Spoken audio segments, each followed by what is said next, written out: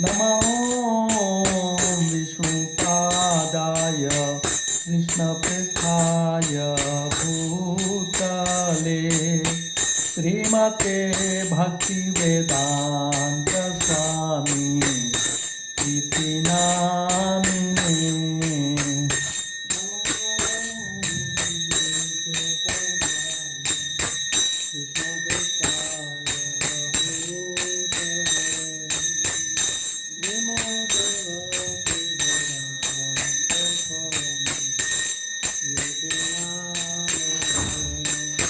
नमस्ते सरस्वती देवे गौरवाणी प्रचारिणे निर्विशेष शून्यवादी पाश्चात्य देशतारिणे।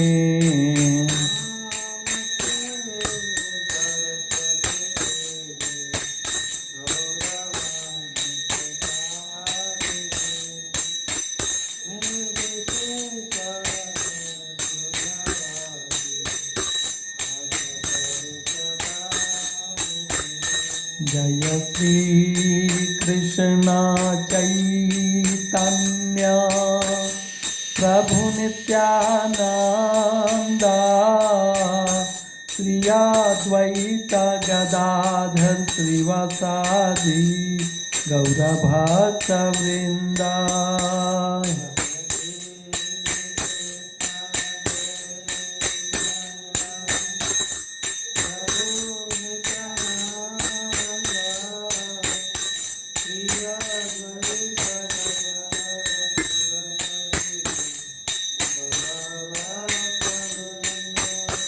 जय श्री कृष्ण चैतन्य प्रभु नित्यानंद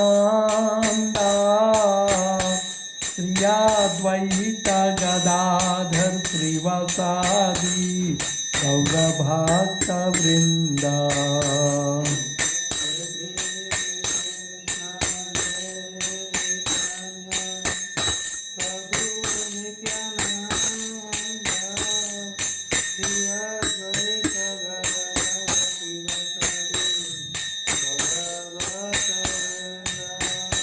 जय श्री कृष्ण चैतन्य प्रभु नित्यानंद श्री अद्वैत गदाधर श्रीवासादि गौरभक्त वृंद।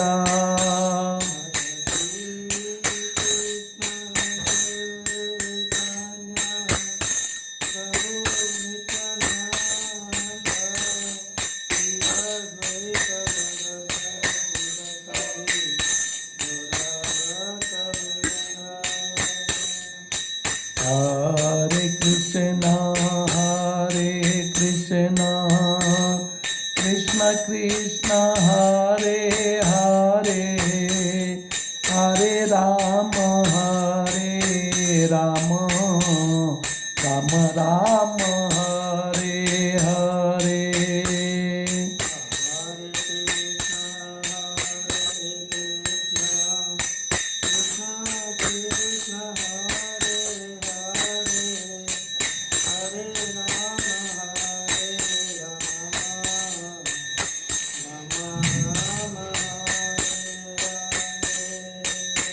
हरे कृष्ण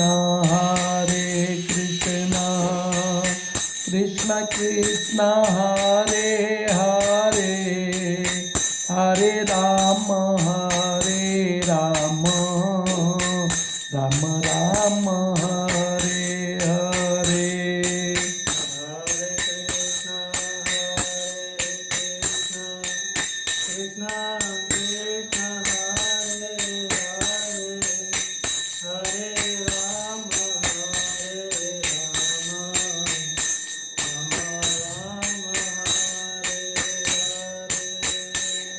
हरे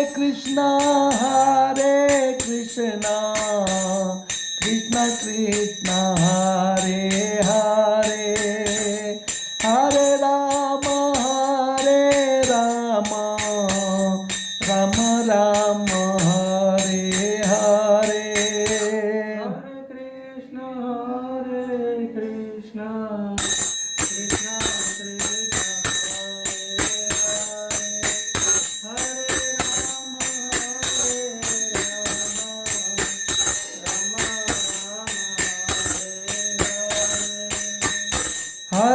Krishna, Hare Krishna, Krishna Krishna, Hare Hare, Hare Rama, Hare Rama, Rama Rama, Hare Hare.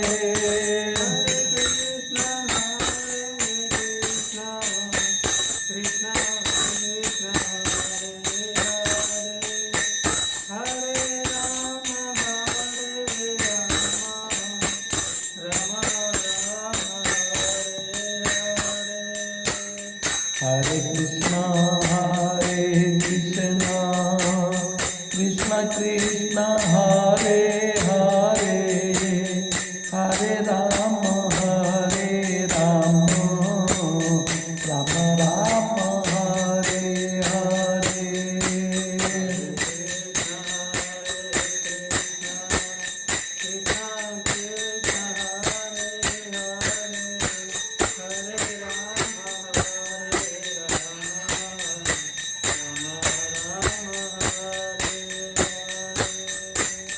Hare Krishna, Hare Krishna, Krishna Krishna, Hare Hare, Hare Rama, Hare Rama, Rama Rama, Hare Hare.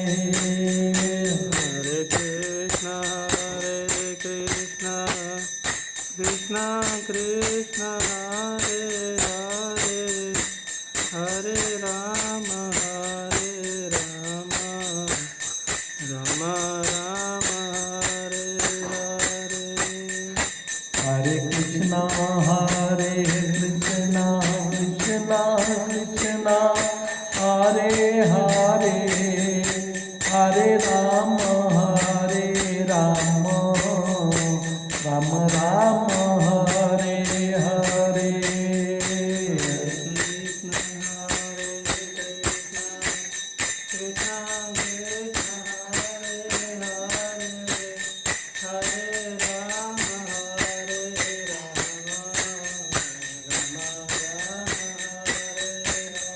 Hare Krishna, Hare Krishna, Krishna Krishna, Hare Hare, Hare Rama, Hare Rama, Rama Rama, Hare Hare.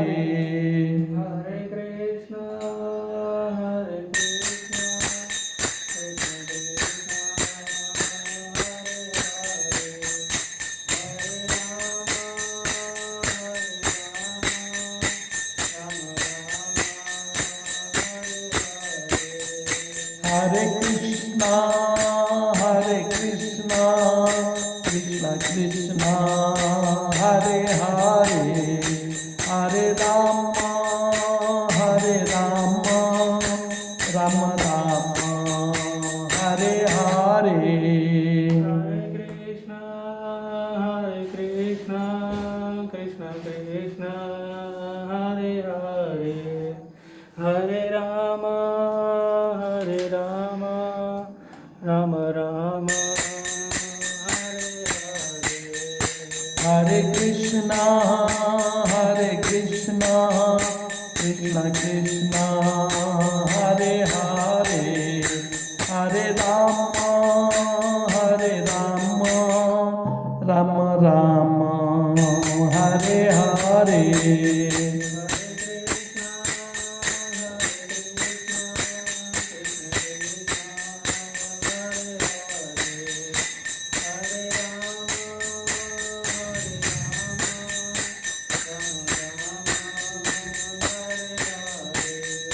Hare Krishna, Hare Krishna, Krishna Krishna, Hare Hare, Hare Rama, Hare Rama, Rama Rama, Hare Hare.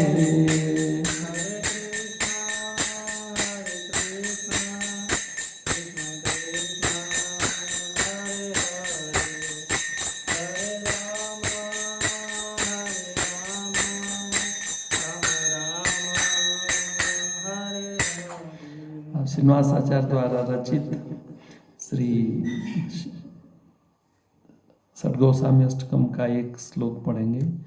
नाना शास्त्र विचारण कई निपुणो संधर्म संस्थापकौ लोकानां हितकारिणो त्रिभुवने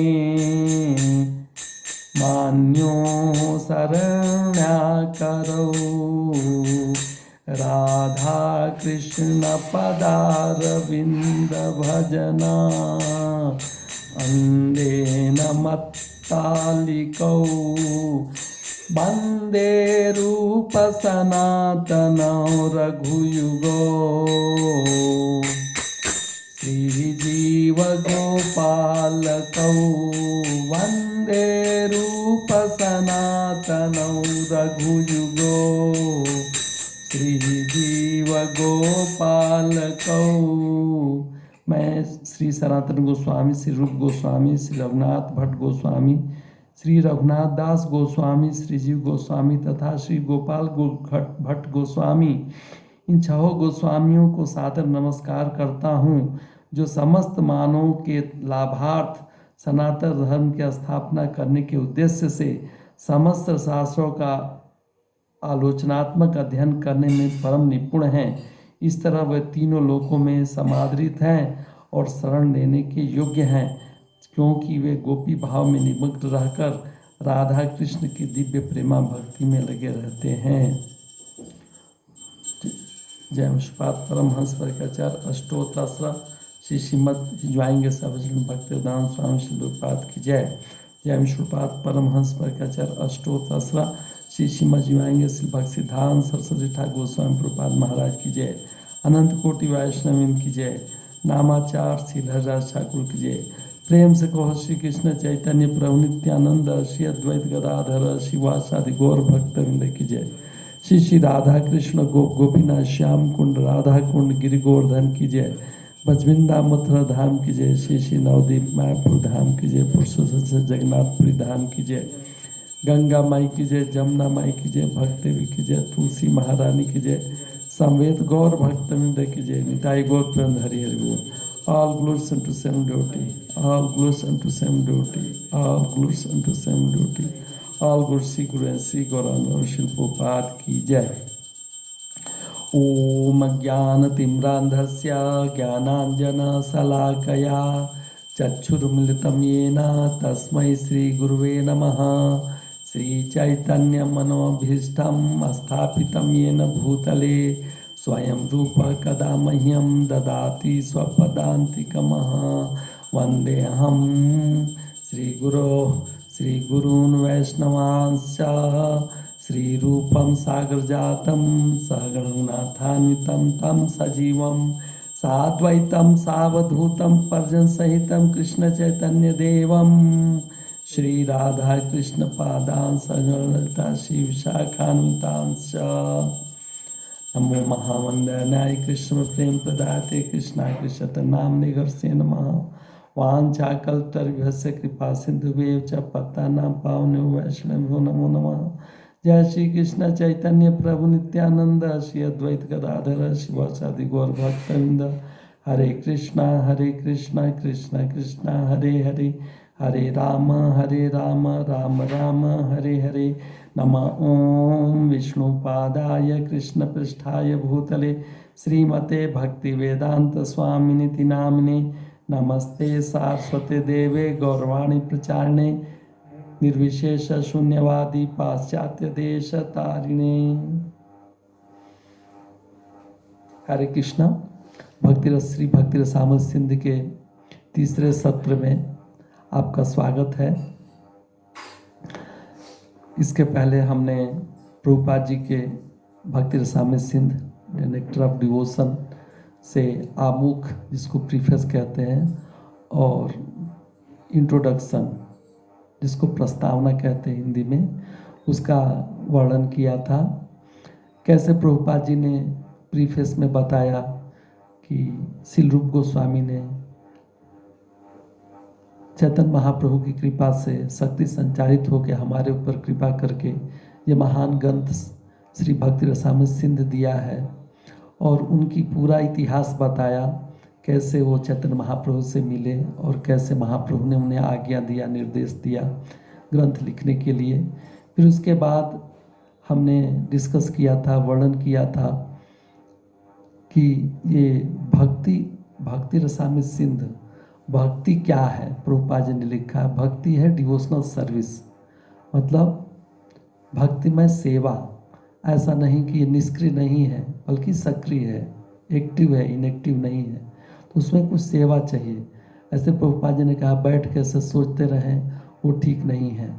जैसे किसी पति पत्नी घर में है और पत्नी कहे कि मैं आपसे बहुत प्रेम करती हूँ, आपके बारे में हमेशा ध्यान करती हूँ, ऑफिस जाते हैं तो सोचती रहती हूँ, लेकिन खाना नहीं बनाते, कुछ सेवा नहीं करती, तो क्या प्रेम है। तो जब तक सेवा नहीं है तब तक प्रेम नहीं है।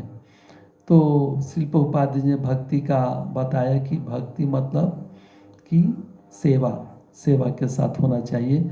और प्रभुपाद जी ने ये भी कहा कि जो कृष्णा कॉन्शियसनेस में, कृष्ण भावनामृत में जो लोग आए हैं वो भक्ति रसामृत सिंध पढ़ के दृढ़ हो जाएंगे, भक्ति में दृढ़ हो जाएंगे, भक्ति रसामृत सिंध पढ़ के भक्ति में दृढ़ हो जाएंगे।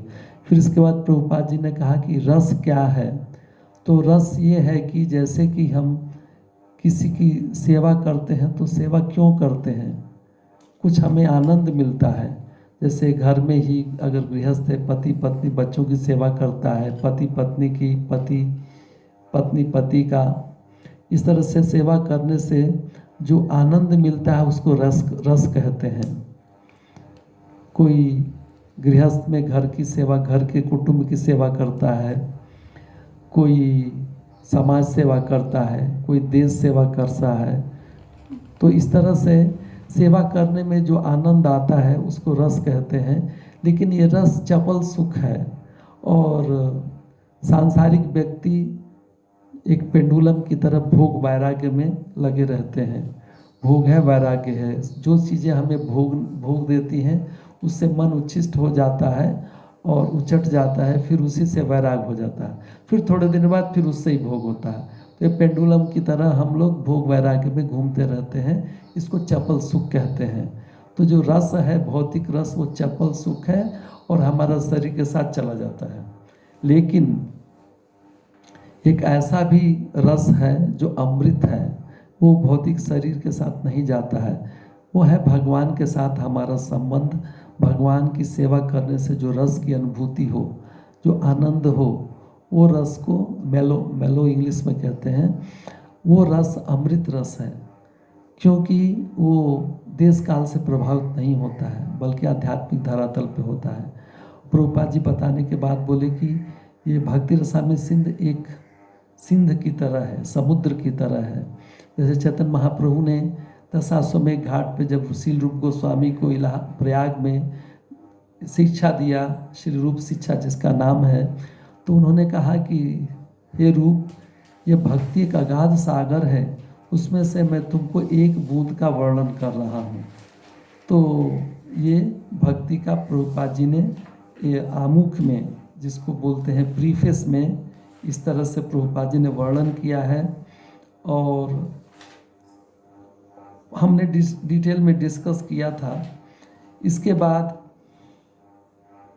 मंगलाचरण जो भूमिका में, इंट्रोडक्शन में आता है, कैसे प्रभुपाद जी ने अपनी किताब में मंगलाचरण किया है और कैसे श्री रूप गोस्वामी ने किया है कि अखिल रसामूर्ति भगवान श्री कृष्ण हैं, सब रस उनमें हैं। तो हम लोग जानते हैं कि रस कितने हैं, 12 रस हैं, उसमें 5 मुख्य रस हैं और 7 गौण रस हैं, है कि नहीं।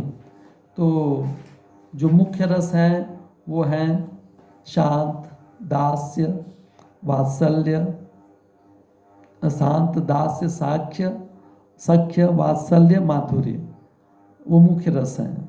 और गौण रस हैं हास्य, करुण, भयानक, वीर, रौद्र, अद्भुत और विभत्स, जिसको अंग्रेजी में बोलते हैं, जो प्राइमरी मेलो बोलते हैं, वो है न्यूट्रलिटी, जिसको शांत रस को, और सर्वेटरशिप, दास्य रस को, फ्रेंडशिप, साख्य रस को, पेरेंटलहुड, वात्सल्य रस को, और कंजुगल लव माधुर्य रस को बोलते हैं, और गौड़ रसों में हास्य रस को कॉमेडी बोलते हैं, और करुण रस को कंपैशन बोलते हैं, भयानक रस को फियर बोलते हैं, और वीर रस को चैरिटी बोलते हैं, रौद्र घास्टीनेस बोलते हैं, और अद्भुत रस को वंडर बोलते हैं, और विभत्स रस को डिवास्टेशन बोलते हैं। इस तरह से अखिल रसा मूर्ति भगवान श्री कृष्ण हैं और सभी रस उसमें विद्यमान हैं। तो ऐसे भगवान को प्रणाम करते हैं। और वो मंगलाचरण में हमने कहा था कि पहले ईश स्तुति, अपने इष्ट देव की स्तुति, गुरुजन की स्तुति, वैष्णव की स्तुति, उसके बाद विषय वस्तु, फिर आशीर्वाद।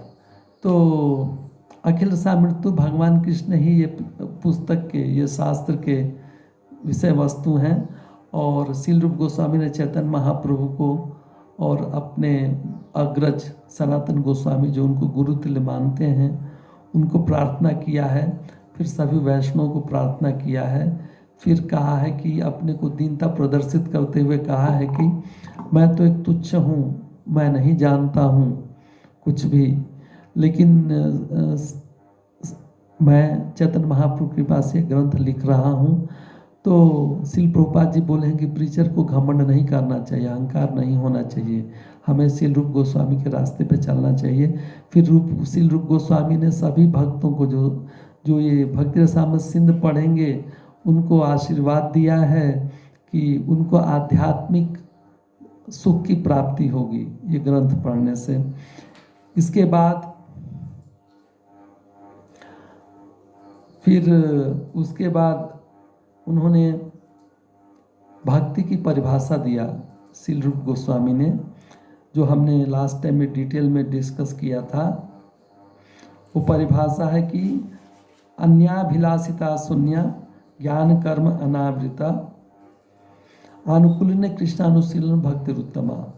तो उसमें प्रथम जो लक्षण है आनुकूल्यन,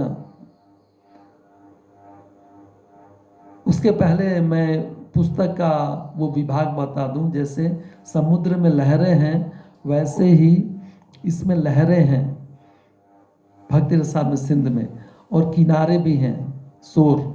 तो पहला है ईस्ट विभाग, मतलब पूर्व विभाग, ईस्ट है, साउथ साइड मीन्स दक्षिण विभाग, और उत्तर नॉर्थ उत्तर विभाग, और पश्चिम विभाग और उत्तर विभाग। तो इस पुस्तक में हम लोग अभी इस काल में जो चर्चा किया जाता है 19 अध्याय का किया जाता है, जो कि पूर्व विभाग में है। उसमें फर्स्ट वेव, पहली लहर को बोलते हैं सामान्य भक्ति, दूसरी लहर को बोलते हैं, सेकेंड वेव को बोलते हैं साधना भक्ति, जिसमें वैधि भक्ति और रागानुगा भक्ति आती है। तीसरी लहर है भाव भक्ति, और चौथा लहर है प्रेम भक्ति। तो यही हमारा सब्जेक्ट है डिस्कशन का भक्ति रसामृत सिंध में। और जो दक्षिण विभाग है उसमें ओवरव्यू ऑफ रसा मेलो नाम है, कि भक्त रस का पुनरावलोकन, ओवरव्यू। फिर इसके बाद पश्चिम विभाग में है प्राथमिक रस, प्राइमरी रसा, जो मुख्य रस हैं वो हैं, जैसे हमने कहा शांत दास्य सख्य वात्सल्य माधुर्य रस। फिर जो उत्तरी विभाग है उसका है कि गौड़ जो रस है, बाकी 7 हैं उसमें, सेकेंडरी रस मेलो। इस तरह से किताब का ऐसा क्लासिफिकेशन किया गया है, वर्गीकरण श्रील रूप गोस्वामी ने किया है। तो हमारा जो है ये डिस्कशन प्रथम जो है पूर्व विभाग में 4 लहर के ऊपर ही रहेगा 19 अध्याय में। बाकी का चीज़ें आदमी जब भक्ति में बहुत शुद्ध हो जाता है और पौढ़ हो जाता है, मैच्योर हो जाता है, तो समझ सकता है। अब परिपक्व अवस्था में हम नहीं समझ सकते हैं, इसीलिए अगर कोई भक्ति में आगे बढ़े, शुद्ध हो, तो उसको पढ़ सकता है। फिर उसके बाद श्री रूप गोस्वामी ने ये भक्ति का परिभाषा दिया। इसको बोलते हैं परिभाषा सूत्र। अन्याभिलाषिता शून्य ज्ञान कर्म अनावृता, ये गौड़ है, गौड़ लक्षण है भक्ति का। और मुख्य लक्षण क्या है? अनुकूल न कृष्ण न सुलन भक्तुत्मा, अनुकूल भाव से कृष्णा का अनुशीलन। पूर्वोत्तर आचार्यों ने जिस तरह से अनुशीलन मीन्स, शीलन मीन्स वाचा मनसा कर्म, मतलब शरीर से, मन से और वाणी से, हाँ, शरीर से, मन से और कार्य से हमें भगवान का सेवा करना है। कैसे? अनुशीलन मीन्स पूर्ववर्ती आचार्यों ने जैसा किया है। और हमने कहा था कि कैसे उसमें दो है, एक तो प्रयास है, दूसरा भाव। तो प्रयास में क्या है? हमारा कुछ एक्टिविटी रहना चाहिए, वो मन से, शरीर से और वचन से। और भाव क्या रहना चाहिए? जैसे हमने संचारी भाव और दो भाव हमने व्यक्त किया था। इसमें कहा था कि कैसे हमें भावना रहे कि अस्थाई भाव और संचारी भाव। अस्थाई भाव मतलब वात्सल्य, दास्य, हमारे दास्य ही है, दासानुदास। और संचारी भाव में कारुण्य, दीनता, ये सब। तो ये प्रयास है। अनुशीलन मीन्स कुछ एक्टिविटी है इमोशन के साथ। और अनु मीन्स पहले के आचार्यों ने जैसा बताया है, तो कृष्ण भगवान की सेवा करना। कृष्ण भगवान मीन्स भगवान कृष्ण, उनके श्वास, मतलब उनके जो विभिन्न अवतार हैं, और फिर उनकी पैराफेनिलिया, सामग्री, लीला, नाम, रूप, गुण, उनके भक्त जन, सब लोग उसमें आते हैं। उनका अनुकूल भाव से सेवा करना उत्तम भक्ति बोलते हैं। लेकिन वो कैसी होनी चाहिए?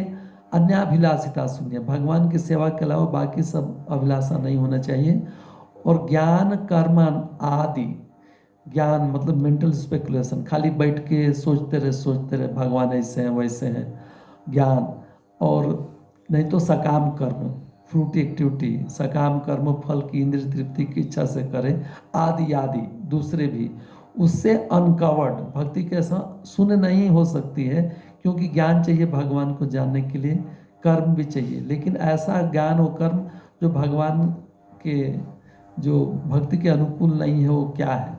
वो यूज नहीं है। तो उससे अनकवर्ड, अनावृत ऐसा होना चाहिए। फिर उसको नारद पांचरात्र से, फिर श्रील रूप गोस्वामी ने एक और डिफिनेशन दिया था, सर्वा उपाधि विनिर्मुक्तम तत्त परत्वेन निर्मलम हृषिकेन हृषिकेन सेवन भक्ति रुच्यते। अपनी इंद्रियों से इंद्रियों के स्वामी की सेवा करना, इंद्रियों के स्वामी भगवान कृष्ण की सेवा करना, और उपाधि से रहित होके। लेकिन जब सेवा करते करते क्या होगा? हम निर्मल हो जाएंगे, उपाधि से रहित हो जाएंगे। इस तरह से वर्णन करने के बाद आज पहला अध्याय, जिसका नाम है, प्रभुपाद जी ने किताब में दिया है कि सामान्य भक्ति। सामान्य भक्ति में शुद्ध भक्ति के लक्षण। पहला अध्याय तो पहला लहर है सामान्य भक्ति, उसमें characteristics of pure devotional service, शुद्ध भक्ति के लक्षण क्या है। तो इसमें श्रील रूप गोस्वामी ने तृतीय स्कंद से, जो श्रीमद् भागवतम के तृतीय स्कंद से भक्ति की उत्कर्षिता मीन्स कैसे श्रेष्ठ है वो बताया है। कपिल देव भगवान ने कहा है अपनी माता से कि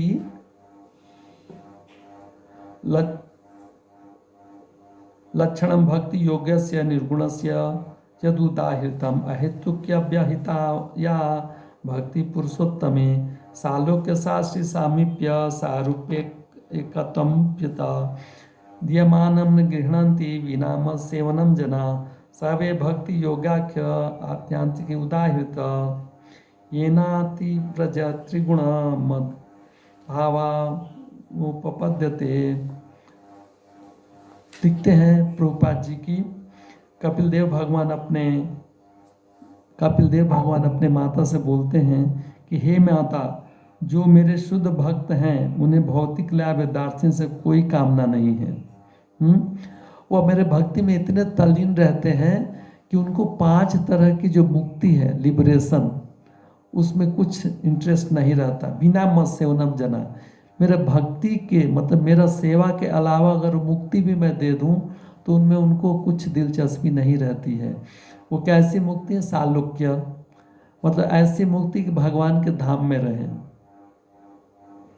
या सृष्टि, भगवान जैसा ऐश्वर्य, भगवान जैसा अपुलेंट है वैसा ऐश्वर्य मिले, और सारूप्य, भगवान जैसा रूप। जो वैकुंठ लोक में रहते हैं 4 हाथ रहते हैं, वो भगवान जैसा ही दिखते हैं, उनको खाली श्रीवत्स का चिन्ह और कौस्तुभ मणि नहीं रहता है। देखिए भगवान कितने उदार है। ये संसार में देखा जा सकता है क्या कोई किसी के अंडर में रहे उसके जैसा ही अपुलेंट हो, उसको 4 कार है तो ओनर को तो उसको भी 4 कार हो, उसको बड़ा घर है तो बड़ा घर हो। तो सेम लोग, उसी लोक में जहाँ भगवान है रहना, वैसा ही ऐश्वर्य रहना, वैसा ही रूप रहना, सारूप्य और सामीप्य, हमेशा भगवान के साथ रहना पार्षद बन के।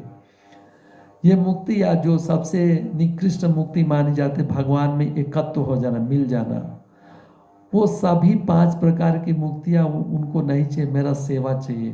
तो ये शुद्ध भक्त के लक्षण हैं। जो शुद्ध भक्त भगवान का, उसका लक्षण है। उत्कर्षिता, कितना उत्कर्ष है, कितना उठा हुआ है वो, यही बताते हैं श्रील रूप गोस्वामी। उसके बाद श्रील रूप गोस्वामी बताते हैं कि कैसे प्राथमिक लक्षण भक्ति के जो प्रिमिलरी स्टार्टिंग से जो कैरेक्टरिस्टिक है, प्राथमिक लक्षण, वो कैसे होते हैं। तो ये श्लोक है जो श्रील रूप गोस्वामी ने लिखा है। क्लेश अग्नि सुभदा मुच्छ लघुता कृत सुदर्लभा सांद्रानंद विशेषात्मा श्री कृष्णाकर्षणी चसा। वो भक्ति कैसी है? पहला उसका प्रभाव रहेगा क्लेशाग्नि। जो जितने क्लेश हैं जो भक्त का जीवन में जो अगर शुरू करता है भक्ति, तो पहला तो उसको सारे दुख खत्म हो जाएंगे। क्लेशाग्नि, सारे दुख खत्म हो जाएंगे। और दूसरा है शुभदा, मंगलकारी रहेगा, all auspicious. Shubhada means मंगलकारी।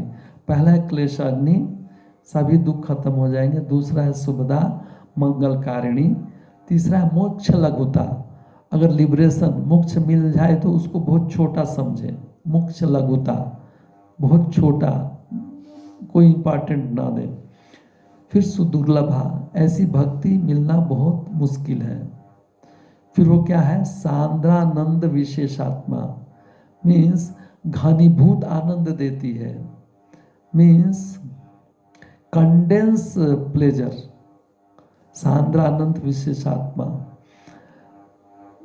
सांद्र means condense बोलते हैं, आनंद, सांद्रानंद, कंडेंस प्लेजर, मतलब कि घनीभूत आनंद देती है भक्ति।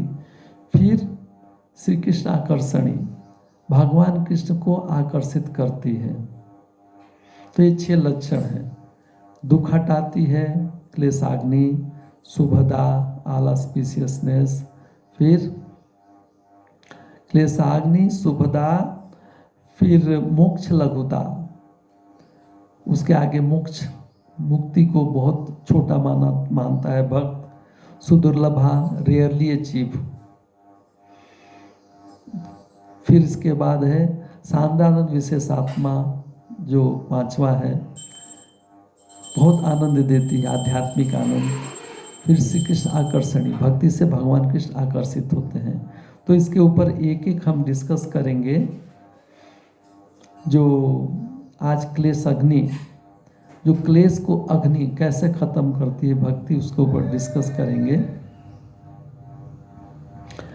तो पहले तो आप जानना चाहिए कि जो 9 भक्ति के सोपान हैं जो श्री सनातन गोस्वामी ने बताया था, श्रद्धा, फिर साधु संग, फिर भजन क्रिया, अनर्थ निवृत्ति। ये साधना भक्ति में आता है। श्रद्धा, साधु संग, भजन क्रिया, अनर्थ निवृत्ति। साधना भक्ति में दो है, एक वैधि रूल रेगुलेशन फॉलो करके, एक रागानुगा जो बहुत पहुँचे हुए भक्त हैं उनको फॉलो करके। तो यहाँ तक तो वैधि भक्ति है साधना भक्ति के। श्रद्धा, साधु संग, भजन क्रिया, अनर्थ निवृत्ति। तो इसमें क्या होता है, अगर हम ठीक से करें तो इसमें ही क्लेशाग्नि और शुभदा हमको पता चलता है, अगर नहीं है तो नहीं है। तो उसके आगे क्या होता है अनर्थ निवृत्ति के बाद? निष्ठा, निष्ठा, रुचि, आसक्ति। निष्ठा, रुचि, आसक्ति, ये तीन है रागानुग भक्ति के। तो इसमें जो हमको मिलता है क्लेशाग्नि सुविधा मिलेगा, मोक्ष लघुता। कितना भगवान के सेवा में इतना आनंद रहेगा कि मोक्ष लघुता और सुदुर्लभा, आसक्ति में पता चलेगा बहुत सुदुर्लभा है। फिर आगे क्या है, आसक्ति के बाद भाव भक्ति, भाव भक्ति के बाद है प्रेम। भाव भक्ति में सांद्रानंद विशेषात्मा, हमको बहुत ही कंडेंस प्लेजर, स्पिरिचुअल प्लेजर अनुभव होगा, मतलब आध्यात्मिक घनीभूत आध्यात्मिक प्रसन्नता मिलेगी। फिर प्रेम में जो है वो श्री कृष्ण आकर्षणी, अगर प्रेम हो जाएगा तो भगवान खुद ही आकर्षित हो जाएंगे, उससे रिलेट कीजिए। तो क्लेशाग्नि, दुख क्या है? मतलब शरीर, दैहिक, दैविक, भौतिक, देह का दुख।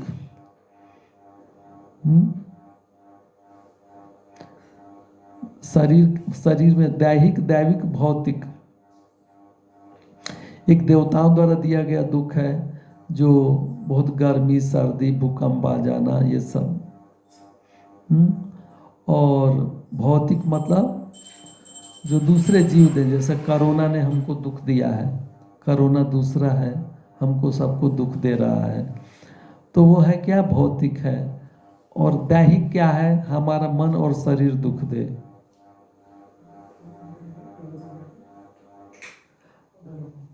हमारा जो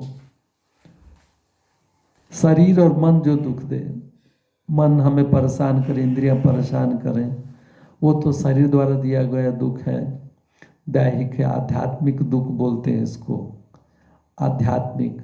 आदि दैविक मीन्स देवताओं द्वारा, आदि भौतिक मीन्स दूसरे भूतों द्वारा, दूसरे जीवों द्वारा। तो ये तीनों जो दुख हैं वो उसके कारण हम ही हैं, जो हमारे ऊपर दुख आता है उसके कारण हम ही हैं। तो वो कारण क्या है दुख का, वो बहुत इंपॉर्टेंट है। दुख का कारण हमारे कर्म है, दूसरा आदमी तो उसका निमित्त बनता है, लेकिन जो हमने पीछे जन्म में या कभी भी बोया है, सो किया है, वही काटते हैं। तो और किसी चीज़ों से वो दुख खत्म नहीं होता है, लेकिन भक्ति से दुख खत्म हो जाता है। तो इसके लिए पहले आपको समझना होगा कि जो शील रूप गोस्वामी ने बताया, तत्राशया क्लेश घनत्वम, पहले क्या? क्लेश घनत्वम, क्लेश खत्म हो जाता है। तो क्लेशात् तु पापम तद्जनम तद बीजम अविद्या ते त्रिधा। तीन तरह से है। पहले तो क्या है? पाप है, पाप के कारण दुख मिलता है। फिर बीज के कारण मिलता है, और अविद्या, अविद्या मूल कारण, इग्नोरेंस। तो इस तरह से हमें दुख मिलता है। तो पाप से कैसे दुख मिलता है? तत्र पापम। तो इसके लिए पहले आपको समझना होगा कि तीनों चीज है क्या।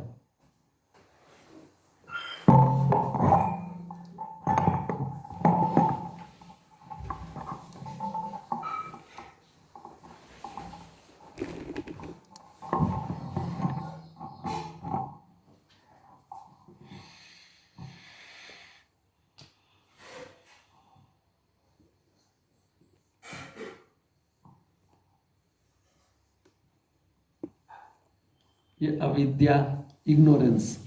हमारी अविद्या क्या है कि हम शरीर हैं और परमानेंटली इधर ही हैं।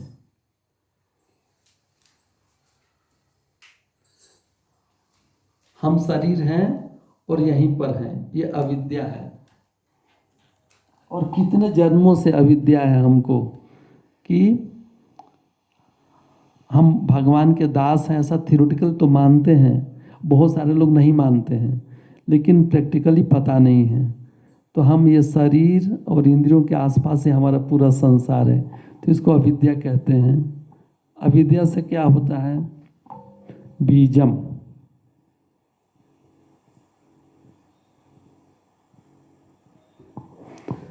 मतलब इच्छा जन्मित होती, भोग करने की। और उससे क्या होता है? पापम। बीज से होता है, अगर भगवान के निर्देशानुसार करें तो, या शास्त्र के निर्देशानुसार करें तो, या तो भक्ति हो सकता है, नहीं तो पुण्य हो सकता है। अगर उनसे ना करके निकृष्ट कार्य करें तो हमारी पाप मिलता है। तो पाप के कारण क्या होता है फिर? इसको इधर से समझिए। अविद्या,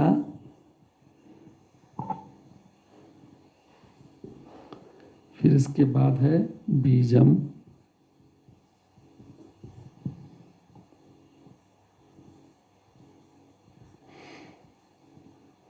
फिर है पापम, फिर है अप्रारब्ध,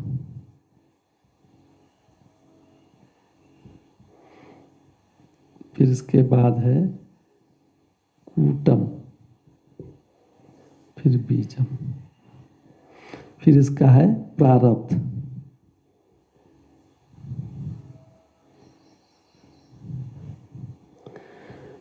तो इसको पाप की वजह से हमें दुख मिलता है। कैसे?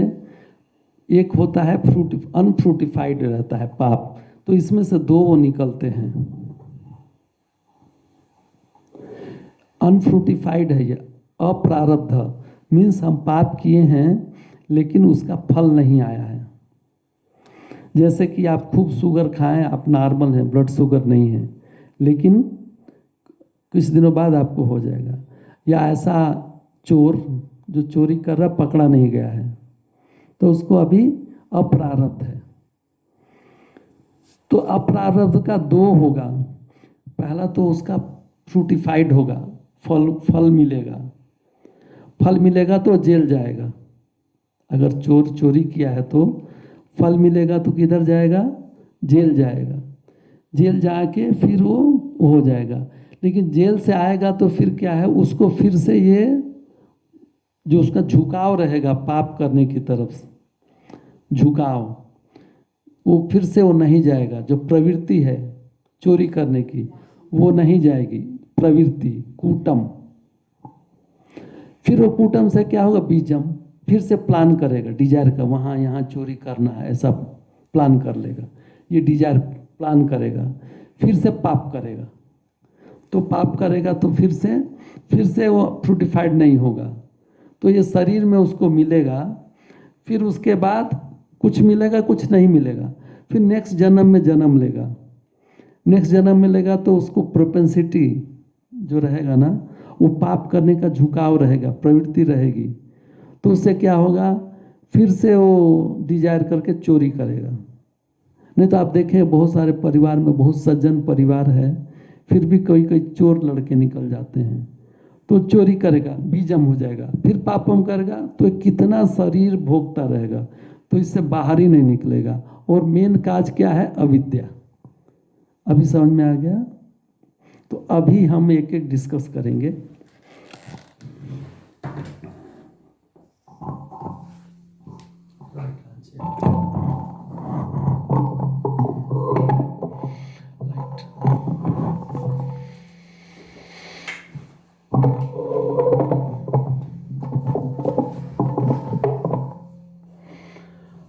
तो शील रूप गोस्वामी बोलते हैं, तत्र पापम अप्रारब्धा भयत प्रारब्ध चेति तद्विधा।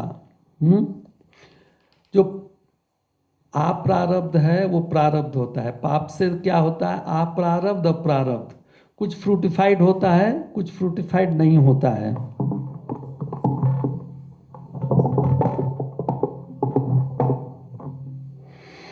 तो उन्होंने शास्त्रों से ये दिखाया है कि पहले तो हम समझ गए कि अविद्या के कारण कैसे पाप हमसे होता है, ये समझ गए बात। फिर ये पाप भक्ति कैसे खत्म करती है, ये समझिए। तो उसके लिए क्या है, इसमें बताया गया है कि पहले अप्रारब्ध कैसे खत्म होता है। यथा अग्नि समुद्धार चीर करुत्ते धान से भस्मसात तथा मद्विषया भक्ति रुद्धे वैनसार कृष्ण सह। भगवान उद्धव से 11वें स्कंद में भगवान कृष्ण उद्धव से बता रहे हैं, भगवान श्री कृष्ण उद्धव से 11वें स्कंद में बता रहे हैं कि यथा अग्नि, जिस तरह से अग्नि धू धू करके ईंधन को जला देती है, फ्यूल को बर्न कर देती है, वैसे ही मेरी भक्ति जो है, जो मेरी भक्ति करता है उसको क्या करती है, भक्ति से मेरी भक्ति करता है उसके सारे अप्रारब्ध को जला देती है। प्रभुपाद जी में लिखा है जो पापों का श्रृंखला है, तो हे उद्धव मेरी भक्ति उस प्रज्वलित अग्नि के समान है जिसमें डाले गए असीम ईंधन को जलाकर खाक कर देती है। तात्पर्य यह है कि जिस प्रकार प्रज्वलित अग्नि कितनी ही मात्रा में ईंधन को जलाकर खाक कर सकती है, उसी प्रकार कृष्ण भावनामृत भगवान की भक्ति सारे पाप कर्म के ईंधन को जला देती है। पाप कर्म का ईंधन आप अप्रारब्ध है, उसको जला देती है। भगवान ने भी कहा है उसको, क्या कहा है, सर्वधर्म परित्यज्य मामेकम शरणं व्रज अहम त्वंसार पापे मोक्षयिष्यामि मा शुचः। मेरे शरण में आओ, दुख मत करो कि क्या होगा, मैं सभी पाप से तुमको मुक्त कर दूंगा। तो जैसे अग्नि ईंधन को जला देती है, वैसे ही भक्ति सारे पापमय कारण को जला देती है। यह तो श्री रूप गोस्वामी ने अप्रारब्ध के बारे में बताया। फिर इसके बाद बताया प्रारब्ध हरोत्तम यथा तृतीय स्कंद में बताया गया है कि कैसे प्रारब्ध मतलब जो फ्रूटिफाइड हो गया है उसको कैसे हर लेती है भक्ति। यन्नामधेय श्रवणानुकीर्तनाद यत् प्रहणाद्य स्मरणादपि क्वचित स्वादो अपि सद्य सवनाव कल्पते कुतः पुनस्ते भगवनु दर्शनात्। जैसे कि देवहूति माता कपिल देव भगवान से कहती हैं तीसरे स्कंद में, हे भगवान श्रवण कीर्तन आदि 9 प्रकार की भक्ति होती है जो आपकी लीलाओं का श्रवण करता है, आपकी महिमा का कीर्तन करता है, आपको नमस्कार करता है और आपको हमेशा स्मरण करता है, वह तुरंत यज्ञ करने का पात्र बन जाता है, मीन्स एलिजिबल फॉर यज्ञ, इवन दो यद्यपि वह चांडाल खानदान में जन्मा हो। स्वादो अपि, अगर कुत्ते खाने वाले जिसको चंडाल कहते हैं उसमें जन्मा है फिर भी यज्ञ करने का समर्थ हो जाता है। तो उसको अप्रारब्ध क्या है, वो पिछले जन्म के कर्म की वजह से उसको कुत्ते के खाने चांडाल के घर में मिला है, प्रारब्ध जन्म मिला है। अप्रारब्ध पिछले जन्म का है, प्रारब्ध इस जन्म में मिला है। लेकिन वो आपका नाम गुण रूप लीला कीर्तन श्रवण, आपको प्रणाम करना, ये सब करता है। यन्नाम श्रेय श्रवणानुकीर्तनाद, आपको प्रणाम करता है, स्मरण करता है, नाम कीर्तन करता है, लीला को याद करता है, तो क्या होता है, वो यज्ञ करने के योग्य हो जाता है। तो मतलब कि अप्रारब्ध से तो उसको चांडाल खानदान में जन्म मिला, लेकिन वो प्रारब्ध हो गया, अपराध पिछले का प्रारब्ध हो गया। लेकिन भगवान की भक्ति करने से वो यज्ञ करने के योग्य हो गया, मतलब प्रारब्ध खत्म हो गया। श्री रूप गोस्वामी ये बता रहे हैं। तो अप्रारब्ध प्रारब्ध दोनों खत्म हो गया। फिर इसके बाद बताते हैं कि पद्म पुराण से श्री रूप गोस्वामी बोलते हैं, अपराध फलम पापम कूटम बीजम फलोन्मुखम क्रमणेव प्रलीयते विष्णु भक्ति रतात्मना, भगवान विष्णु की भक्ति करने से अप्रारब्ध का फल, पापम, पाप जानते हैं सिंफुल, कूटम मतलब प्रोपेंसिटी जो प्रवृत्ति पाप करने की, बीजम पाप करने की इच्छा, फिर फलोन्मुखम प्रारब्ध वाली जो फल मतलब प्रारब्ध होने वाला है, जैसे आप देखते हैं ना स्प्राउट अभी होने वाला है, तो अप्रारब्ध अभी स्प्राउट होने वाला है, फलीभूत होने वाला है, वो सभी खत्म हो जाता है। क्रमणेव प्रलीयते, प्रलीयते मीन्स उसका प्रलय हो जाता है, खत्म हो जाता है। विष्णु भक्ति रतात्मक, विष्णु भक्ति रतात्मना, भगवान विष्णु की भक्ति करने से। फिर इसके बाद बोलते हैं बीजम हरतम यथा सष्टे, बीजा मतलब कि पाप करने की प्रवृत्ति, पाप करने की इच्छा, ऐसा प्लान करके। देखिए उसमें कूटम बीजम में अंतर है। कूटम मीन्स उसको झुकाव है, मतलब उसका स्वभाव बन गया है, लेकिन उसको मोर स्पेसिफिक प्लान करना वो बीजम है। और कूटम मीन्स उसका अंदर में है ऑलरेडी, उसका कॉन्शियसनेस में प्रवृत्ति है कोई भी चीज़ करने के, इंद्रियों का जो भी है, चोरी करना, डाका डालना, मर्डर करना। और बीजम मीन्स स्पेसिफिक विशेष प्लान करके अभी करना है, वो दिन निश्चय करके। तो बीजम हरतम यथा सष्टे, जैसे छठे स्कंद में बताया गया है कैसे बीज हरता है, मतलब जो बीज हृदय में है पाप करने का उसको निकाल देता है, भक्ति निकाल देती है। इसमें फिर बताए हैं कि 60वें स्कंद में अजामिल प्रकरण में श्री विष्णुदूत और यमदूत का संवाद हुआ। जब बोल दिए, यमदूत बोल दिए, तो नाम की महिमा का वर्णन किया विष्णुदूतों ने, श्री विष्णुदूतों ने। तो उन्होंने कहा कि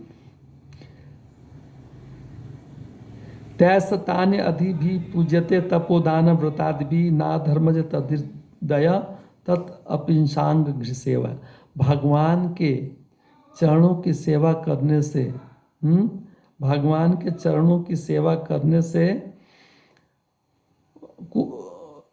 मतलब सुखदेव गोस्वामी का मतलब बोलते हैं कि अजामिल प्रकरण में विष्णुदूतों, श्री विष्णुदूत के मुख द्वारा वो लोग बोल रहे हैं कि तपदान तथा कर्मकांड, तपदान व्रत आदि वो हृदय को इतना शुद्ध नहीं करती है जितना कि भगवान की अग्नि सेवा, चरण कमलों की सेवा करती है।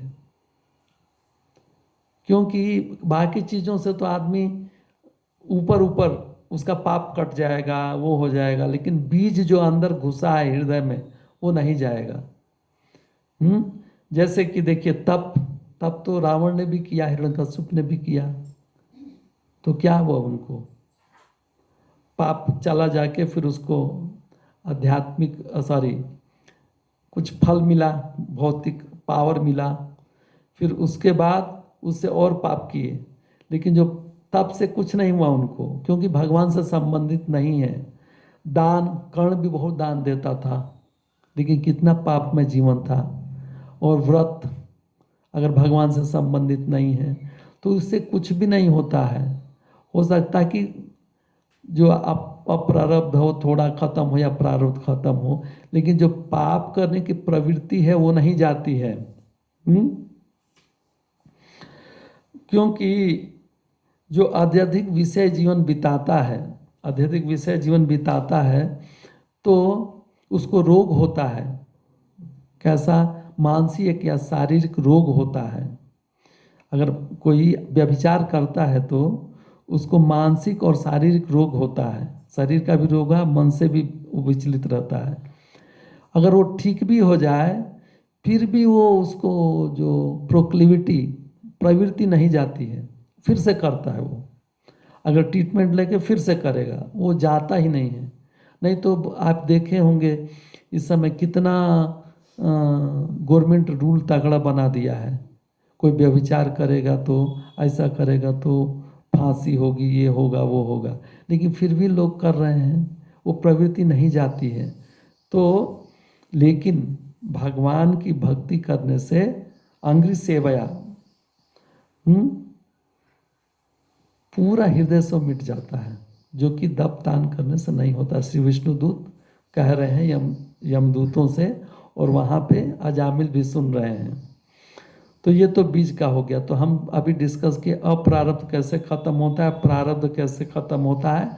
और पद्म पुराण में डिस्कस किए कि अप्रारब्ध पापम कूटम बीजम फलोनुखम कैसे खत्म होता है। फिर ये श्लोक में पढ़े कि कैसे बीजम खत्म होता है। और ये सबका कारण क्या है? अविद्या है। अविद्या। सील भक्तिविनोद ठाकुर ने कहा है, गोपीनाथ घुचाओ संसार ज्वाला, ये संसार का ज्वाला को बंद कीजिए। अविद्या जतन आर नाही से जन्म मरण माला। अविद्या से ही ये जन्म मरण होता है। पाप प्रारब्ध प्रारब्ध कूट बीज पाप प्रारब्ध, ऐसे घूमता रहता है साइकिल। जन्म मरण माला, सर्किल हो जाता है, एक माला की तरह हो जाता है। तो इस तरह से बोलने के बाद श्री रूप गोस्वामी ने बोला कि अविद्या हरत्म यथा चतुर्थ है। चतुर्थ स्कंद में श्रीमद् भागवतम में अविद्या का हरण कैसा हुआ है, अविद्या कैसे खत्म होती है, ऐसे सनत कुमार ने बताया है। किससे? पृथु महाराज से। हे राजन, सनत कुमार बोल रहे हैं पृथु महाराज को, हे राजन, मनुष्य का मिथ्या अहंकार इतना प्रबल होता है कि वो उसे इस जगत में उसी तरह रखता है जैसे कोई प्रबल रस्सी से बंधा हो। False ego. क्या फाल्स ईगो है? कि मैं, ये घर है मेरा, मैं ये भारत का हूँ, मेरा परिवार है, मैं शरीर है। तो इससे फाल्स ईगो से टाइड है पूरा। रस्सी से जैसे बांध दिया जाता आदमी को, वैसे ही बांध देता है उसको। भगवान की बस पूजा करना, ऐसा कुछ हमारे प्रॉब्लम ना आए इसको मेंटेन करने में, फाल्स ईगो को मेंटेन करने में कुछ प्रॉब्लम नहीं आए, उसके लिए भगवान का डर से थोड़ा वो करता है। लेकिन मेन तो उधर जाना, यही गलत जगह है, लेकिन वो नहीं जानता। तो ग्रंथि है।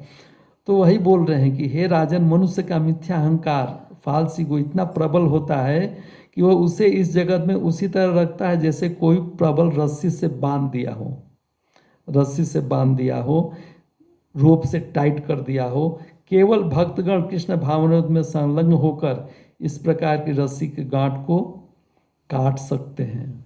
जो ग्रंथि है ना, वो अविद्या की, उसको खाली भक्ति के प्रभाव से काट सकते हैं। वो इसमें यत पाद पंकज पलास विलास भक्त्या कर्मा से ग्रंथि मधुदयंती संत। कर्मा से ग्रंथि है ना जो काट देते। तद्वन्न रिक्त मतय तोपि रुद्ध सोतो गणास्त मरणम भज वासुदेवम। इसलिए हमें वासुदेव का भजन करना चाहिए। तो ये पृथु महाराज जी बोलते हैं किससे? अरे सनत कुमार पृथु महाराज से। तो हमने देखा कि क्लेश अग्नि मीन्स भक्ति दुख भक्ति करने से खत्म हो जाती है, दुख खत्म हो जाता है। तो कैसे अविद्या, पहले तो पाप बीज अविद्या क्या है देखा, फिर इसके बाद कैसे अप्रारब्ध खत्म होता है, कैसे प्रारब्ध खत्म होता है, कैसे अप्रारब्ध पाप कूट बीज कैसे खत्म होता है, और अविद्या कैसे खत्म होती है। इसके बाद श्री रूप गोस्वामी बताते हैं, एक श्लोक बोले हैं जो इस क्लेशाग्नि का अंतिम श्लोक पद्म पुराण से बोले हैं।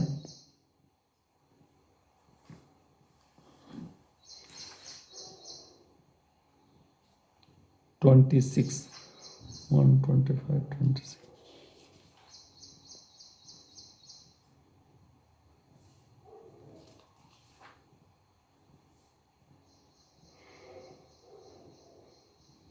कृतानु यत्र विद्याभिर्हरिभक्तिर् अनुत्तमा अविद्या निर्दहन्ति अस्य तावत् ज्वालापंगिम।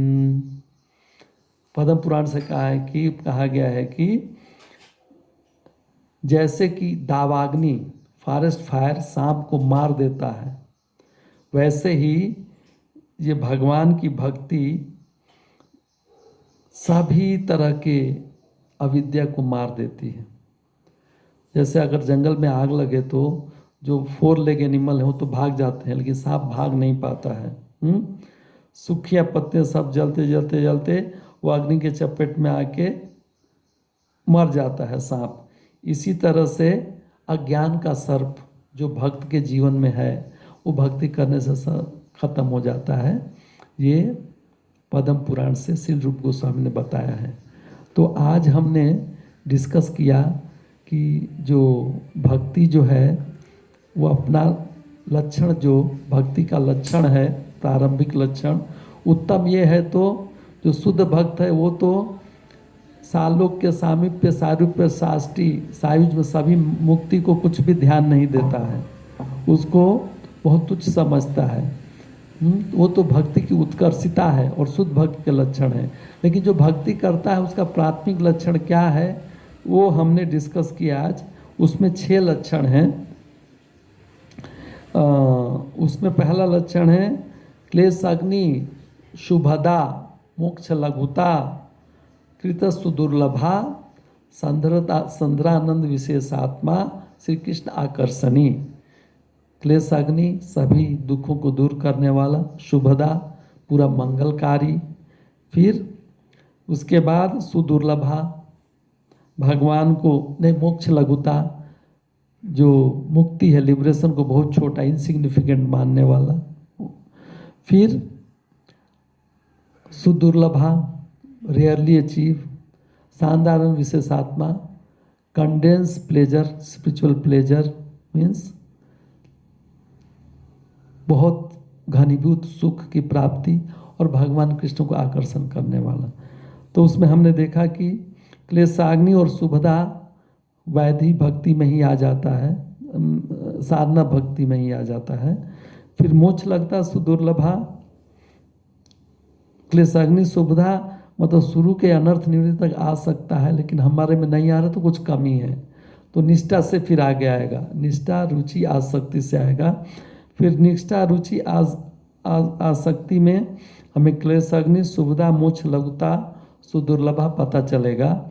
और भाव भक्ति में हमको शानदार विशेषात्मा बहुत आनंद आएगा, और प्रेम में श्री कृष्ण आकर्षणी, भगवान कृष्ण को कैसे आकर्षित करते हैं। फिर क्लेश अग्नि कैसे भक्ति से दूर होती है, श्री रूप गोस्वामी ने विभिन्न शास्त्रों से उदाहरण दिया है। जैसे श्री चैतन्य महाप्रभु ने उनको आर्डर दिया था, निर्देश दिया था कि शास्त्रों से भक्ति का जो वर्णन करो, तो शास्त्र से उन्होंने वर्णन किया है कि कैसे भक्ति क्लेश को खत्म करती है। और क्लेश किसकी वजह से आता है? पाप की वजह से आता है। पाप किसकी वजह से आता है? अविद्या से आता है। तो अविद्या से पाप आदमी करता है, अविद्या से पाप करने की इच्छा थिंकिंग होती है, फिर पाप करता है, उसका फल प्रारब्ध होता है, और फल फ्रूटिफाइड नहीं होता, अप्रारब्ध होता है। फिर उससे फिर कैसे वो कूट और बीज ये साइकिल चलता रहता है, और जन्म मरण के चक्कर में जीव इधर ही फंसा रहता है। लेकिन भक्ति करने से इससे बाहर हो सकता है, मुक्त हो सकता है। तो हमें भी अपने जीवन में ये बहुत ही साइंटिफिकली जो श्री रूप गोस्वामी ने वैज्ञानिक ढंग से बताया है, तो हमें याद रखना चाहिए और बहुत ही गंभीरता से भक्ति करना चाहिए, और देखना चाहिए चीज़ें खत्म हो रही कि नहीं। अगर नहीं हो रही है तो हमें इंट्रोस्पेक्टिव आत्मान्वेषण करना चाहिए कि कहीं ना कहीं मैं गलती कर रहा हूँ। लेकिन ये एक चीज़ और सोचना चाहिए, प्रभुपाद जी ने लिखा है कि प्रोफेशनल सिनर नहीं, अपराध है, इसीलिए हमें भक्ति करना चाहिए, लेकिन कूटम बीजम ना हो, उसके लिए हमें इच्छा ही ना करें, थोड़ा प्रवृत्ति ही ना हो, ऐसा करें भक्ति कि हम पाप न करें। नहीं तो श्लोक के बल पे हम पाप अति दुराचारो भजते मनने भाग, उस श्लोक का आश्रय लेके पाप करते जाएं, फिर खत्म हो जाए तो वो प्रोफेशनल सिनर हो जाएगा। प्रभुपाद जी बोलते हैं कि जैसे कि 2 एग्जाम्पल दिए हैं, जैसे व्यभिचारी आदमी, व्यभिचार से बहुत रोग और उसको सब लोग बहुत कंडेम करते हैं, मतलब घृणा करते हैं, और रोग भी होता है। उससे उसका इलाज होने के बाद भी फिर भी वही व्यभिचार करता है। वो ऐसे ही है जैसे कि हाथी नहा के पानी में फिर से धूल डाल देती है। तो इस तरह से होने से अगर हम पाप के बल, नाम के बल पे या भक्ति के बल पे पाप करें तो वो एक्सक्यूज नहीं है। तो हमें दृढ़ संकल्प रहना चाहिए और ये श्लोक के बल से, भक्ति रसामृत सिंधु के बल से साइंटिफिक ढंग से समझना चाहिए, वैज्ञानिक ढंग से, कि कैसे भक्ति में आगे बढ़ें। और ये सब क्या है, भक्ति जो है ये लक्षण है, कैरेक्टरिस्टिक है। हमारे में लक्षण नहीं आ रहे तो मैं ठीक से नहीं कर रहा हूँ, इसका मतलब ये है। लेकिन लक्षण आने के लिए भक्ति नहीं करना है, वो तो एक चेक पॉइंट है। भक्ति भगवान की तुष्टि के लिए करना है। कृष्णानुशील अनुकूलन कृष्णानुशीलनम, वो हमेशा परिभाषा सूत्र है, वो ध्यान रखना है। जैसे जन्माद्यस्यतः श्रीमद् भागवतम का परिभाषा सूत्र है, उसके ऊपर है श्रीमद् भागवतम पूरा है, वेदांत सूत्र का जन्माद्यस्यतः, वैसे ही परिभाषा सूत्र है ये श्लोक। हाँ, क्या श्लोक है? अन्याभिलाषुन ज्ञान कर्माद्यनावृतम अनुकूलन कृष्णानुशीलन भक्ति उत्तमा। तो ये है उसका श्लोक। तो हमें लक्षण आएंगे अगर भक्ति करेंगे तब, लेकिन लक्षण आने के लिए भक्ति करना नहीं है, बल्कि भगवान की संतुष्टि के लिए करना है। तो इस तरह से हम आज 6 में एक समाप्त किए वर्णन क्लेशाग्नि। तो आप भी पढ़िए श्री प्रभुपाद जी की बुक जो भक्ति रसामृत, श्री भक्ति रसामृत सिंध, इंग्लिश में नेक्टर ऑफ डिवोशन है। आप भी पढ़िए और अपने जीवन में उतारिए। बहुत बहुत धन्यवाद। Hare Krishna. Question When sins burn after doing bhakti, what qualities we develop? हाँ When sins burn after doing bhakti, हाँ, what qualities we develop? वही तो आज प्रश्न है कि सुधीर प्रभु का, कि भक्ति करने से अगर पाप खत्म हो जाते हैं तो क्या गुण हमारे में आते हैं। तो वही तो आज डिस्कस किया। क्लेशाग्नि, दुख मिट जाएगा। फिर उसके बाद 6 गुण आएंगे। प्रथम लक्षण है ये, प्राथमिक लक्षण, क्लेशाग्नि, शुभदा, मोक्ष लघुता, सुदुर्लभा, फिर सांद्रन विशेषात्मा, कृष्णानुकर्षणी, श्री कृष्णानुकर्षणी। उसका पाप खत्म हो जा रहा है, इसका ये आएगा कि पहले हमारे सारे दुख खत्म हो जाएंगे, फिर उसके बाद पूरा मंगलकारी होगा, ऑल ऑस्पिशियस होगा। फिर ये समझ में आएगा कि भक्ति सुदुर्लभा है, मिलना कठिन, ये भी समझ में आएगा। फिर और आगे बढ़ेंगे तो हमें बहुत आनंद आएगा नाम जप में, और उस करने में बहुत आनंद आएगा। फिर आगे जैसे जैसे बढ़ेंगे ये भगवान को भी आकर्षित करेगी। तो हमें जैसे 11वें स्कंद में बोला गया है कि जैसे भक्ति बढ़ती है हम खुद ही समझ सकते हैं। पुष्टि पुष्टि